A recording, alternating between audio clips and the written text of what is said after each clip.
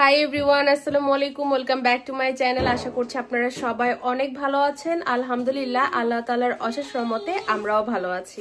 Video একটা শুরু করলে এই শব্দ সেই শব্দ, হাজার শব্দে আমি ভিডিওটা কখনো সুন্দর করে শুরুই করতে পারি না।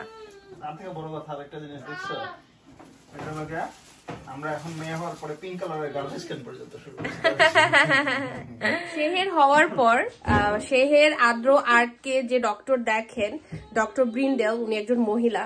তো উনি আমাদেরকে প্রথম কথা জিজ্ঞেস করছে, তোমরা কি পিঙ্ক কালার এনজয় করতেছো কিনা। কারণ শেহেরকে নিয়ে যখনই যাই, শেহেরের প্রত্যেকটা জিনিস, জামা থেকে শুরু করে একদম কার সিট, তারপরে কার সিটের ব্ল্যাঙ্কেট, পুতুল, পেসিফায়ার, সবকিছু pink. Papa, don't do that please. আসো, সবাইকে হ্যালো বলো আর সালাম বলো। আসো, কাম অন, হ্যালো বলো, হাই। আচ্ছা, তাহলে সালাম দাও একটা, এভাবে আসসালামু আলাইকুম দাও। আসসালামু আলাইকুম। আজকে হলো আগস্টের 9 তারিখ, শনিবার। আর আজকে এখন বাজে হলো 5:09। আমরা সবাই রেডি হয়ে গেছি, কারণ আজকে আমরা যাব বাহিরে ডিনার করতে। জানি না লাস্ট টাইম কবে গেছিলাম আমরা বাহিরে ডিনার করতে, তো মোটামুটি হবে অনেক অনেক মাস পরে। এখানে আসো। আজকের ভিডিওটাতে আমি বলবো সুজন আসলেই আমেরিকাতে কি জব করে। সবারই শুধু এক প্রশ্ন, ভাইয়া কি কাজ করে, সুজন কি কাজ করে। তোমাকে বারবার প্রশ্ন করি, তুমি বলো না কেন? কারণ কি এমন জব করে যে সারাদিনই সে বাসায় থাকতে পারে? বলো তুমি। কি আমি বাসায় থাকি? আমার নামে তো বেশ কিছু কি আছে, এই যে সিলেটিরা সবার দোকান আছে, ভাইয়ের মনে বিজনেস আছে, দোকান আছে, এরকম কমেন্ট দেখছি। তারপরে আদ্রর থেকে আমরা এত এত টাকা পয়সা পাই যে আমাদের কাজ করার প্রয়োজনই হয়। একদম ক্লিয়ার করে বলো তুমি আসলে কি কাজ করো, এবং আমরা আসলে আদ্রর উপর ডিপেন্ডেন্ট কিনা, নাকি আমরা সবাই মিলে তোমার উপর ডিপেন্ডেন্ট। আমি কি কাজ করি? ঘরে বসি, ঘরে বসে ঘোরাঘুরি করি, মাঝে মাঝে মনে হয় চাইলে একটু কম্পিউটারে টিপাটিপি করি। না, ভালো করে সুন্দর করে বলো। আচ্ছা, তুমি যদি না বলতে চাও তাহলে বইলো না। তুমি কি কাজ করো? সুজন বাসা থেকেই কাজ করে, এবং বাসায় থাকে বলে যখন কোনো ইম্পর্টেন্ট মিটিং থাকে না বা কাজটা একটু কম থাকে, তখন আমাদের সাথে এসে সময় কাটায় বা আমাকে একটু সাহায্য করে দেয়। এই হলো ওর পুরো কাজের ডিটেলস। আর সুজন আসলে ওর কাজ সম্পর্কে বলতেও চায় না ওইভাবে, কারণ সুজন কমফোর্টেবল ফিল করে না, অনেকে বুঝে না, আরো 100টা প্রশ্ন করে। আর যারা আসলে বুঝে ওয়ার্ক ফ্রম হোম, তারা তো আর বুঝে, তাদেরকে কোনো এক্সপ্লেনেশন করারই প্রয়োজন হয় না। আর সুজন আসলে এক কথায় বলতে গেলে ও হলো ইঞ্জিনিয়ার। হ্যাঁ, আমি হচ্ছে গিয়ে অটোমেশন ইঞ্জিনিয়ার। আমার কাজ মূলত হচ্ছে গিয়ে অটোমেশন নিয়ে, সফটওয়্যারের মেক শিওর করি যে অটোমেটেডলি আমরা যেভাবে টেস্টিং করা যায়। সো সিম্পল ওয়ার্ডে বলা যায় সফটওয়্যার টেস্টার, বাট আমার জবের ধরনটা অনেকটা হচ্ছে গিয়ে আমি অটোমেশন আর্কিটেক্ট।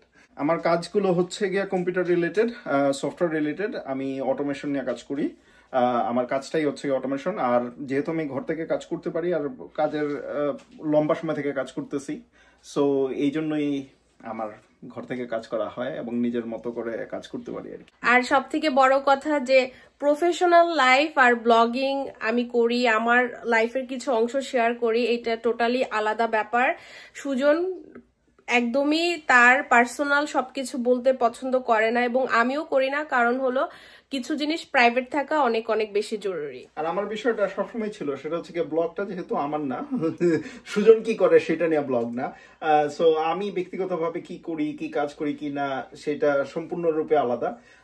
জি, আমি আলহামদুলিল্লাহ আমার সংসারটা মোটামুটি আমরা দুইজনে মিলা চালাই, আমরা একা না। আমার শুধু ইনকাম না, আন্নি যতটুকু কাজ করে তার ইনকাম, তোমার ইনকাম আর আমার ইনকামের মধ্যে তফাৎ করলে আমারটা হলো এতটুকু আর তোমারটা হলো আলহামদুলিল্লাহ। হ্যাঁ, তো তুমি, তোমার উপরেই আমরা ডিপেন্ডেন্ট, আমারটা এক্সট্রা একটু হেল্প। হ্যাঁ, কিন্তু আমার যতটুকু কাজ করা হয়, এই সাপোর্টটা যদি তোমার কাছ থেকে না পাইতাম, সেই কাজটা করা সম্ভব হতো না। সো আমি সবসময় এত নাইস হইতে হবে না, আমি সবসময় ওরা জানে তুমি অনেক নাইস, সবাই জানে তুমি অনেক নাইস। না, আমি অনেক হাম্বল নিজে মনে করি সেটা থেকে আমি প্রত্যেকটা টাকা যা ইনকাম করি তার পিছনে দায় দায়িত্ব তোমার অনেক বেশি। আর যাদের ধারণা যে আদ্ররে নিয়ে অনেক কিছু, সেটার সম্পর্কে আমরা অনেক আগেই একটা ভিডিও করছিলাম 2020 সালের দিকে সম্ভবত, পুরো ডিটেইল এক্সপ্লেনেশন দেয়া ছিল যে কিভাবে কি হয়, কার কতটুকু টাকা ইনকাম। আসলে যে ট্যাক্স পে করে ইনকাম করে সে জানে কার ইনকাম কতটুকু হইলে কতটুকু বেনিফিটস পাওয়া যায়।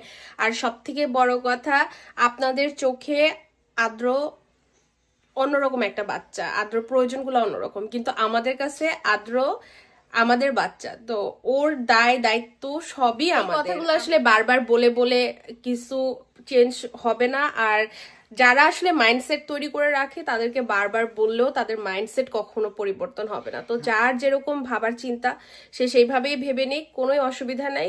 কারণ দিন শেষে আদ্র আমাদের, আমরা আদ্রর জন্য, এইটাই সব থেকে বড় বাস্তবতা। আর আলহামদুলিল্লাহ এখন তো আমাদের আদ্রর ভাই বোন আছে আমাদের সাথে, তো আমাদের 3টা বাচ্চা আমাদের কাছে সমান। এমন না যে আমাদের এক বাচ্চা অতটুকু বয়সে আমাদের এত টাকা পয়সা দিয়ে ইনকাম করে খাওয়াবে আর আমরা বসে বসে খাবো, সেই দুর্ভাগ্য এবং সৌভাগ্য কোনোটাই আমরা চাই না। আলহামদুলিল্লাহ সবকিছুর জন্য সুজন যথেষ্ট কষ্ট করে আমাদেরকে সুন্দরভাবে রাখার জন্য, আমাদেরকে ভরণ পোষণ দেওয়ার জন্য, এবং আমিও চেষ্টা করি যে আমার যতটুকু সময় বের করে আমি নিজেকে একটু কাজে লাগাতে পারি আমার সময়টা, এবং সেইখান থেকে আমার যতটুকু ইনকাম হয় আমার চাহিদা প্লাস আমি আমার ফ্যামিলিকে প্রোভাইড করতে পারি। এবং আমার লাইফের অনেক বড় একটা ড্রিম, আমার বাবা মার মুখ থেকে যেটা বের হবে আমি সেটা তাদেরকে প্রোভাইড করব, এবং সেটাও আমি করতে পারি। আমি আমার ভাইকে, এবং তার সাথে এখন আমার ভাবি আছে, তো আমি আমার ফ্যামিলিকে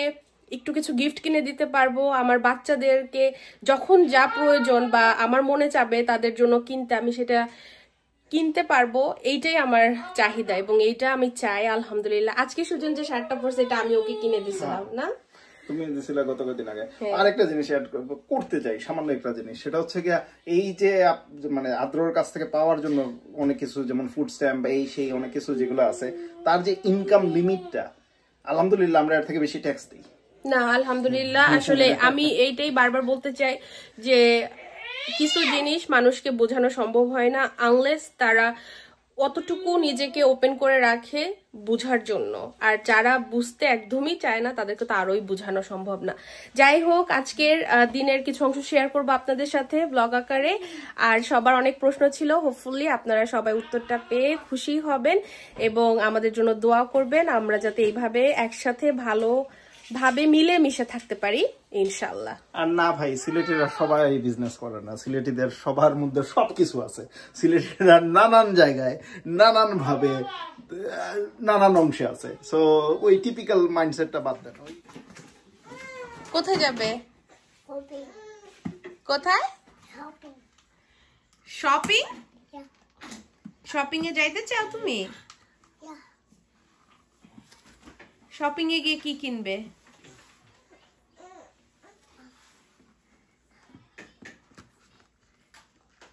কোথায় যাবে?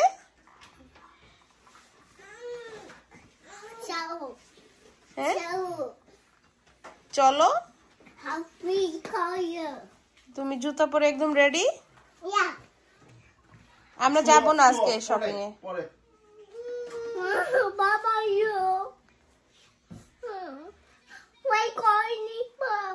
Why calling বাবা?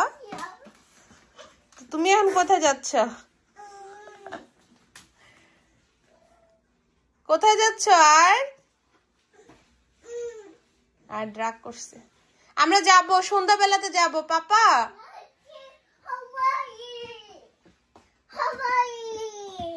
You ready? Yeah. তাহলে ভাইজানকে রেডি করতে হবে, বোনকে রেডি করতে হবে, তারপরে যাব। Okay. ওকে মামা? Yeah. শপিং এ যাবে তুমি? Mola. ময়লা ময়লা বাইরে রেখে আসো, শু বাইরে রেখে আসো। Mola. তো ময়লা শু পরে ঘরে আসছো কেন? বাইরে রেখে আসো। বাইরে রেখে আসো, যাও বাইরে রেখে আসো। How go by? পরে যাব যখন তখন পড়বা, এখন বেবি খাবে। দুই ভাই বোন শুয়ে আছে, তারা দুই ভাই বোন সারাদিনই ফ্লোরে শুয়ে থাকে, একজন আরেকজনকে ধরাধরি করে। আদ্র আবার তার ভাই বোনদের ধরাধরিতে একদমই বিরক্ত হয় না, বরং আরো অনেক খুশি হয়। শেহের তো এখন একটু একটু ক্রল করা শিখতেছে, তো দেখা যায় উল্টাপাল্টা ক্রল করতে থাকে ফ্লোরে। আর এইখানের পুরো ফ্লোরটাই আমি একদম ম্যাট দিয়ে দিছি যাতে করে পড়ে গেলে ব্যথা না পায়। হাই মামা, এক সিং মামা, মামার একটা সিং আজকে। মামা এতে কি দিছে মাথায়? কি দিছে মাথায় মামা? হাই মামা, hi my doll, my doll. Hi papa, my butterfly. Hi বাবা। মাশাআল্লাহ, ভাই বোনকে শু পরাই দিচ্ছে। মাশাআল্লাহ। এটা হবে না পাপা, বোনের বড় শু লাগবে। এটা 1 মাসের বয়সেরটা, এটা বড় সাইজটা লাগবে, আমি এনে দিচ্ছি। Thank you papa. ফাইনালি বাচ্চাদেরকে রেডি করে নিজেরা রেডি হয়ে বের হতে পেরেছি সময় মতো। এখন আমরা আগে থেকে রিজার্ভেশন দিতে হয় এমন কোনো রেস্টুরেন্টে যাই না বলতে গেলে, শুধু ওয়াক ইন যে অ্যাভেলেবল রেস্টুরেন্টগুলো সেগুলোতেই যাই, কারণ বাচ্চাদেরকে নিয়ে যে সময় মতো পৌঁছাতে পারবো সেইটাও একটা যুদ্ধের সমান আর কি। আজকে আমরা এসেছি একটা কোরিয়ান বারবিকিউ রেস্টুরেন্টে। এখানে হটপট আছে, তার সাথে বারবিকিউ আই কুক রেস্টুরেন্ট নামেও পরিচিত। আজকে আমরা স্টেক যেটা অপশন ছিল আর তার সাথে হটপট দুইটাই নিয়েছিলাম বারবিকিউ। এখানে আলাদা আলাদা করেও নেওয়া যায়, আবার একসাথেও নেওয়া যায়। 5 জন মিলে আমরা কোথাও বাইরে আসলে আমাদের খুবই ভালো লাগে, আমরা খুবই এনজয় করি একসাথে।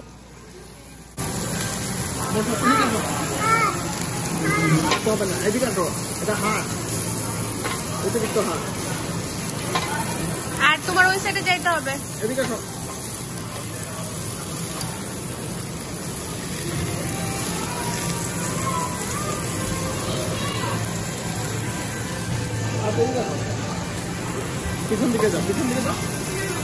আর দেই প্রথমবার কোরিয়ান আইকুকে আসলো, সে খুবই এক্সাইটেড ছিল, সে চাচ্ছিল রান্না করতে আমাদের সাথে, কিন্তু আমরা একদমই তাকে দেইনি, কারণ আর এত চঞ্চল, মুহূর্তের মধ্যে নিজেকে একটা ব্যথা দিয়ে বসে থাকে। আরদের খুব ভালো লেগেছে, ও অনেক খুশি হয়েছে, বারবার বলছিল থ্যাংক ইউ মামা, থ্যাংক ইউ বাবা, ওকে আমরা এখানে নিয়ে এসেছি সেই জন্য।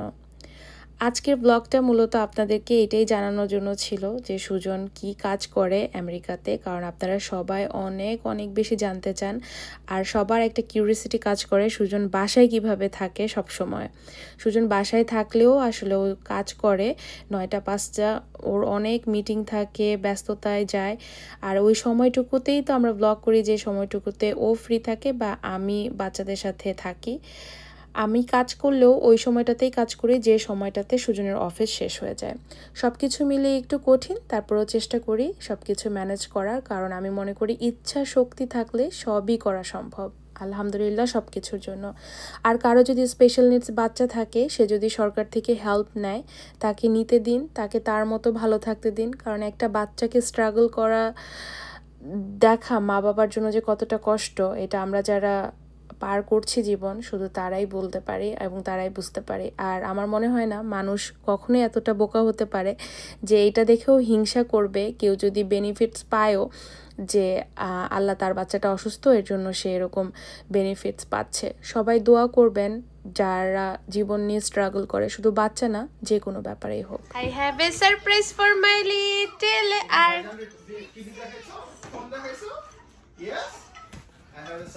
তুমি একটা গুড জব করছো। Thank you for the good job পাপা।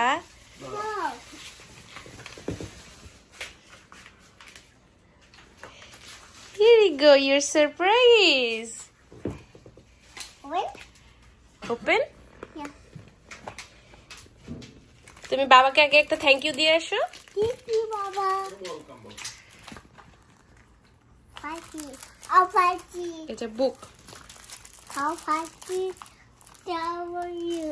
হ্যাঁ, এটার ইনস্ট্রাকশন এখানে লেখা আছে পাপা।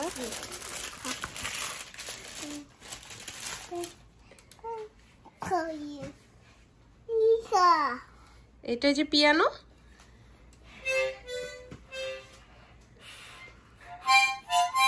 Daddy. দাদা একটা তুমি লাইক করছো, এর জন্য বাবা তোমাকে এনে দিছে একটা। তুমি বাবাকে একটা কিস আর থ্যাংক ইউ দিয়ে আসো। আজকে আমার পাপার জন্য ছোট্ট একটা সারপ্রাইজ ছিল, সুজন ওকে হারমোনিকা এনে দিয়েছে।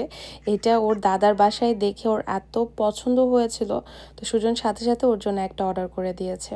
এই যে আমার মাম্মা আর বাবা, তাদের দুইজনের কিউট মোমেন্টগুলো না আমার ক্যামেরা বন্দি করে রাখতে এত ভালো লাগে।